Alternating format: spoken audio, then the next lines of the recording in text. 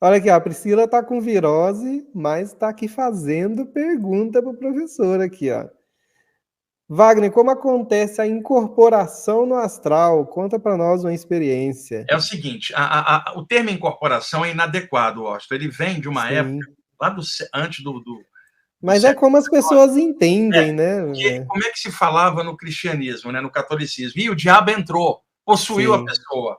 Aí, com o passar do tempo, o surgimento do espiritismo no século XIX, depois da Umbanda, a partir de 1908, lá em Niterói, no Rio de Janeiro, tanto o espiritismo quanto a Umbanda começaram a clarear que o espírito não entrava no corpo, não era uma possessão, era uma subjugação de uma mente extrafísica sobre a mente da pessoa, impondo o seu controle. Quer dizer, para controlar o corpo, não precisa entrar no corpo, é controle da mente para repercutir no corpo. Então, daí a população passou a usar o termo incorporação, tipo, o espírito baixou, entrou, como se fosse um download espiritual, tipo, o espírito vem e faz o download ao USB, ao chakra coronário, e ele entra. Não é isto, é um acoplamento áurico interplanos do campo energético do mentor com o campo energético do médium, um ajuste energético de um ser de outro plano. Com esse não é entrada no corpo, é uma interpenetração do campo sim. energético e a influência mental e psicossomática direta. Esta é aqui. Quando é para falar pelo chakra da garganta, psicofonia. Quando é para escrever, psicografia. Quando é para pintar, psicopictografia. Mas a população vai chamar de incorporação. A Com incorporação, o certeza. ser teria entrado, ele não entrou, é um acoplamento interplanos. Então, no caso, você está sentado aí, Washington, quieto, tranquilo, vem uma entidade e acopla energeticamente, tá? Você está encaixado dentro do corpo e ela acopla, o teu campo energético está meio solto. Esta é a incorporação clássica, se é que eu estou usando esse nome, incorporação para facilitar. Tá, você está fora do corpo agora, Washington, o teu corpo ficou. Você está num determinado plano, vem um mentor de outro plano, ele está num nível acima do teu, tá? Então, o que ele faz? O corpo mental dele interpenetra o teu pelo chakra coronário do corpo astral. E aí, a sua mente é como se fundisse com a dele. E aí, qual é a sensação que você vai ter? Que ele está dentro de você. Ele está num plano, você está no outro. Isso é uma incorporação extrafísica. Também não é uma entrada, mas uma Sim. superposição e a fusão dos corpos mentais de um que está no nível acima com a pessoa embaixo através do psicossoma. E aí você fala, eu fui incorporado fora do corpo, que na verdade é a mesma coisa daqui, só que lá fora. E lá fora qual é a diferença? Não tem o corpo físico no meio, Austin, é mais direto. É uma interpenetração mais profunda, que parece que o Sim. outro está dentro de você, literalmente. Esta Às vezes sensação pode parecer que é até você mesmo, né? exatamente, mas é uma outra presença Sim. de fora acoplando. Eu passei por isso muitas vezes.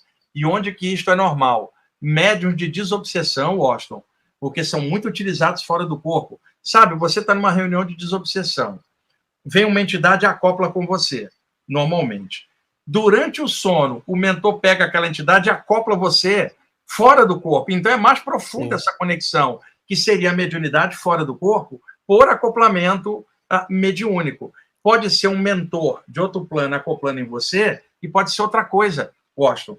Você é levado até um determinado plano, aqui tem uma entidade e acima tem um mentor. Ele faz o corpo astral da entidade fundir com o teu energeticamente, como se você tivesse incorporado nele e mentalmente o mentor conversa com ele. É mediunidade fora do corpo.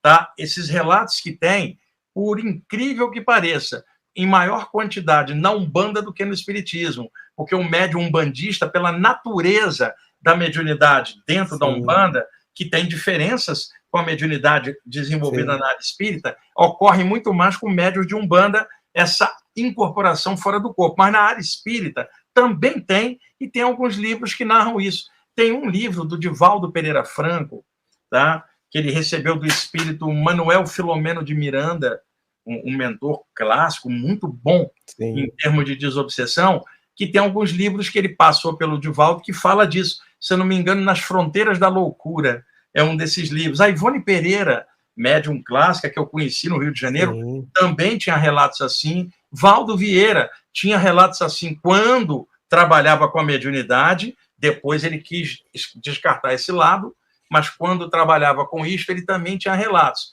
E eu, durante anos de sessão de desobsessão, passei pela mesma coisa também. E é mais raro de um médium ou um projetor lembrar disso. Mas muita gente tem essa experiência, mas não vai ser aquele projetor anímico leigo, vai ser alguém desenvolvido, porque está se falando de mediunidade, cara. Não está se falando de uma projeção anímica, está se falando da conexão com outras presenças. Inclusive, eu já vi relatos de pessoas falar que teve uma projeção, não viu amparador nenhum, porém, quando foi conversar com algum espírito, percebeu que a sua voz estava diferente. Exato, tem um mentor. Então, assim, é o mentor falando através dela, né? Ele está em outro plano, por isso a pessoa ali não vê, mais sutil. Sim. Mas o campo mental dele interpenetra e comunica com a entidade em frente, sim, como se você fora fosse o elo, né? O elemento interplanos. Sim. Isso em latim é médium, intermediário. Sim. Aí a pessoa se vê falando coisas que nem imagina. Exatamente. Então, tem vários níveis de mediunidade fora do corpo, que, é claro, tende a ocorrer 90% das vezes com quem já é médium nesse plano. E aí vai ao encontro do que eu falei antes com você, Washington. Na área de estudos de projeção astral, muitas abordagens são só anímicas, e na área mediúnica está assim de relato, que alguns pesquisadores evitam. Tá? Eu não, eu estudo de tudo, para poder dar um conjunto geral, porque senão vai parecer que a projeção vai ser só naquele limite. Não, tem vários outros limites que pega a mediunidade também, que normalmente quem não tem a mediunidade aberta vai desconhecer. Quando é legal, quando você tem um anímico ativo e a mediunidade aberta e soma. Aí você tem um conjunto muito maior de percepção. Com certeza.